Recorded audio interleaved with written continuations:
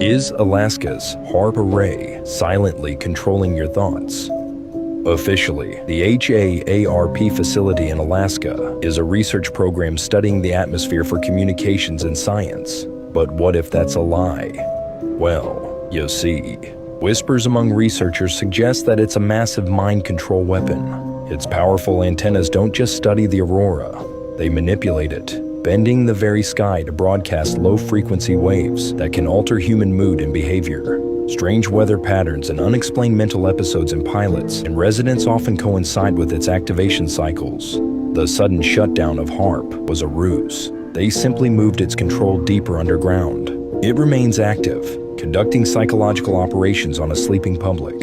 After all, if it's just harmless science, why was it built in such secrecy by defense agencies? What are they really broadcasting into our minds? So,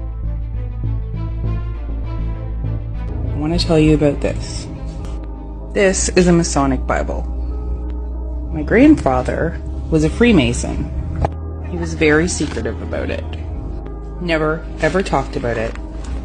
None of us ever knew what went on. My mom says they never knew what went on at the meetings. After my grandfather passed away, my mom got a hold of the Bible. She actually tried to return it to the Masonic lodge that was in our town, but they wouldn't take it. Of course, when my mom passed away, I swiped this. It says the real Bible of the operative lodges of the Middle Ages was a copy of the old charges. They are the Rosetta Stone by means of which scholars are enabled to decipher the history of the fraternity, about which little was known until the late 19th century. It goes on to talk about the keys of the mystery and the ritual of three. If you want me to look more into the Freemasonry Bible, let me know.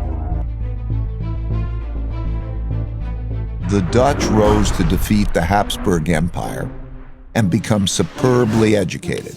They became so inventive that they came up with a quarter of all major inventions in the world, the most important of which was the invention of ships that could travel around the world to collect great riches, and the invention of capitalism, as we know it today, to finance those voyages. They, like all leading empires, enhanced their thinking by being open to the best thinking in the world.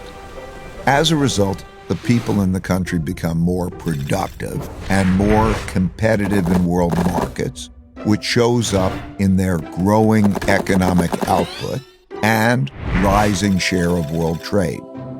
You can see this happening now as the US and China are roughly comparable in both their economic outputs and their shares of world trade. As countries trade more globally, they must protect their trade routes and their foreign interests from attack, so they develop great military strength.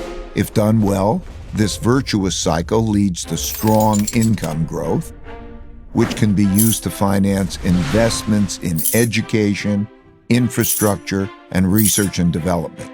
They must also develop systems to incentivize and empower those that have the ability to make or take wealth.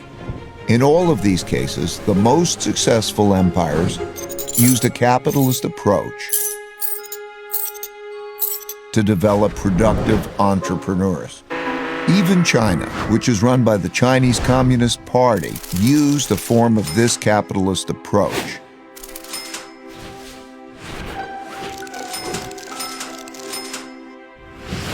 Deng Xiaoping, when asked about this, said, "It doesn't matter if it's a white cat or a black cat, as long as it catches mice.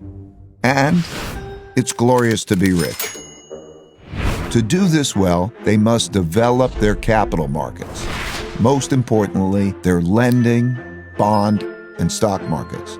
That allows people to convert their savings into investments to fund invention and development, and share in the successes of those who make great things happen. What if these are entities that are here on this earth, that have been on this earth, that who knows how long, and that we think they're coming in from way out. Maybe they did millennia ago, but they're here, and they're in these deep water areas. And that's why, I mean, like we say, we know more about the place of the moon than we do what's going on there. Now, we have a higher propensity of sightings around these 5 or 6, I believe, deep water areas. And so to me, it just it creates a question there. And then when we have naval personnel telling me that we have these sightings and that there's these underwater craft they're chasing that are doing hundreds of miles an hour, and the best we've got is something that does maybe just a little under 40 miles an hour. So I got a lot of questions. Yeah, we have 31 knots sustained wind, topside, gust of 40. Splash. Mark bearing range.